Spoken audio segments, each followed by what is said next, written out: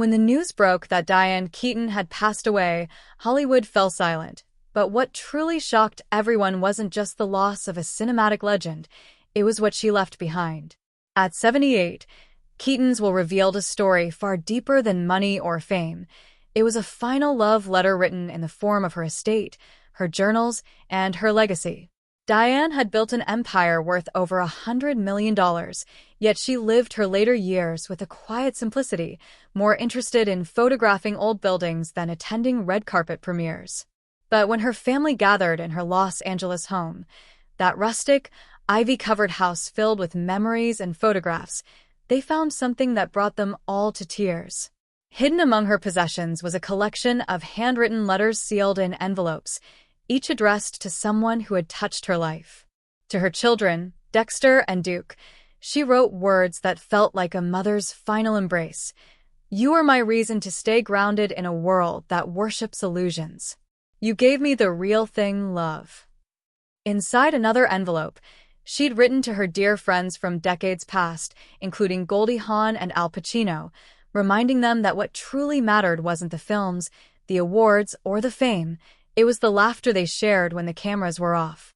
But what left her family weeping wasn't just her words, it was what she chose to do with her fortune. Instead of leaving the majority to her children, Diane divided most of her estate among charities and foundations she'd supported quietly for years. Tens of millions went to organizations fighting homelessness in Los Angeles, art education programs for underprivileged kids, and women's shelters across California. Her daughter Dexter, reading her mother's words, reportedly broke down, saying, "She gave everything away so someone else could have a chance." In her will, Diane wrote, "I had more than I ever needed. If love means anything, it's leaving this world a little softer than I found it." It wasn't greed or coldness.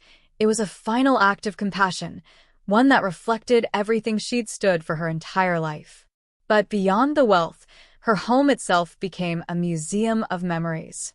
On her writing desk sat a single photo of Woody Allen and her from their early days, a reminder of a friendship complicated by time, yet still part of her story. There were shelves filled with vintage hats, each one tagged with a year and a memory. Annie Hall premiere, first date with Al, Dexter's graduation. Her family described walking through the house as walking through her soul. They found her journals, filled with pages of humor, sadness, self-doubt, and deep reflection. One passage read, "I was never chasing fame, I was chasing understanding.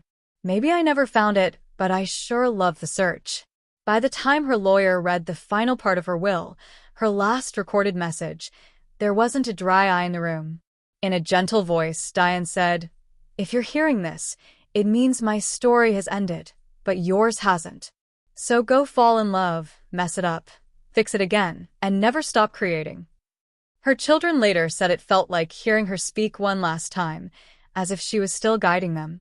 The media called it the most emotional farewell in Hollywood, but to those who knew her, it was just Diane being Diane, graceful, generous, endlessly human.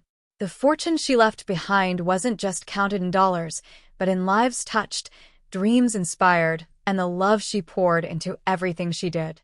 And as her family stepped out of that house for the last time, they realized the truth. Diane Keaton hadn't really left them anything to cry about. She had left them everything to live for.